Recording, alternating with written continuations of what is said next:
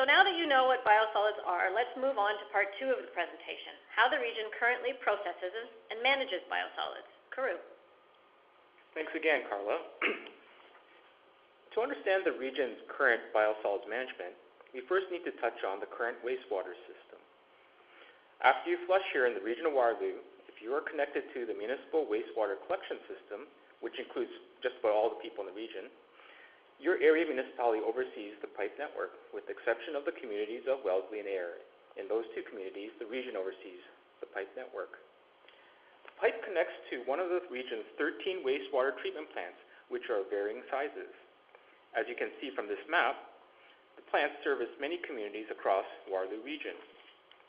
Note, however, that those not connected to a municipal collection system typically use private septic systems, which are managed independently.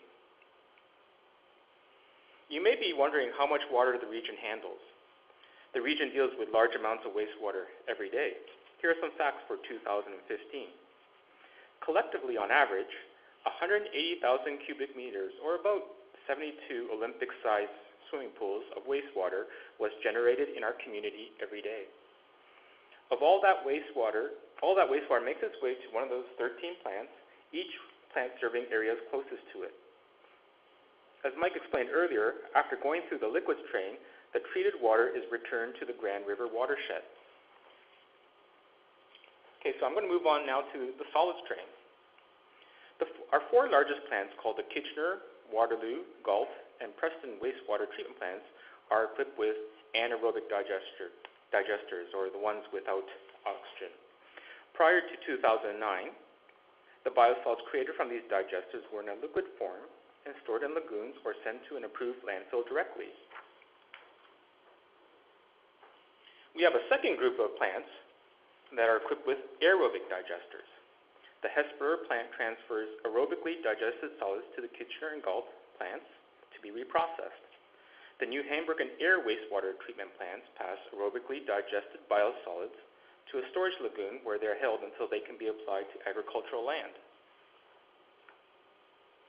The remaining set of plants do not process biosolids.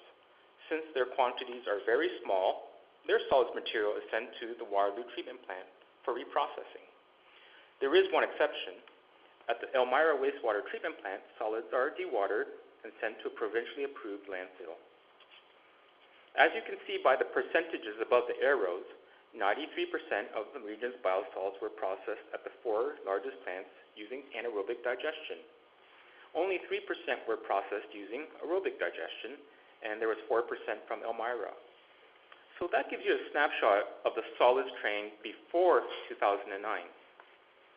I'd like to point out here that based on the work of previous biosolid strategies, one common goal was to reduce the volume of our biosolids.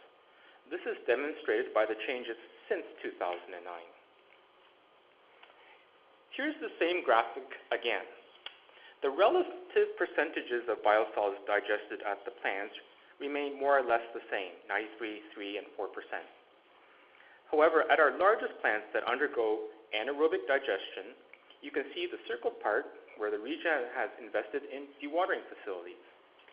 This is so that they can produce the cake-like form of biosolids that Mike showed in the truck a few slides ago.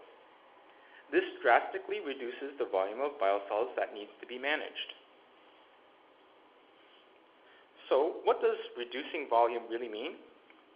Well, by dewatering, the region is able to get the volume down to a much more manageable quantity. Before 2009, where the equivalent of 15 trucks would have been needed, dewatering now requires only a single truck. Volume is in fact one of the main factors to consider in managing biosolids. And it's not only the reduced volume that is of benefit.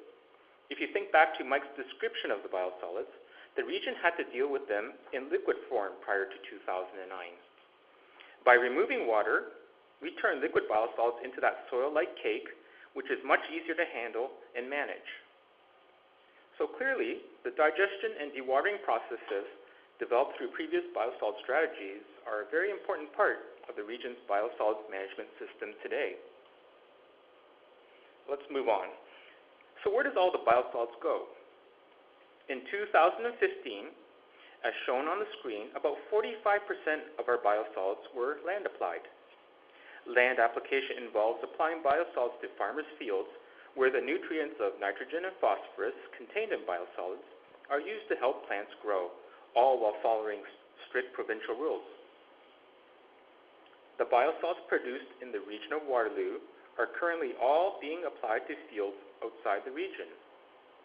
In 2015, they were used in the counties of Grey, Brant, Lambton, Norfolk, Middlesex, Oxford, and Haldimand, as well as the municipality of Chatham and in rural areas of the city of Hamilton.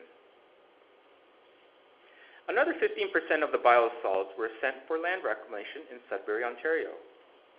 Land reclamation involves applying biosolids to the old tailings ponds of mining sites, which have dried up and are in need of organic material to help regenerate plant growth. The remainder of the biosolids were sent to provincially approved landfills outside the region. The Waterloo landfill does not accept any biosolids.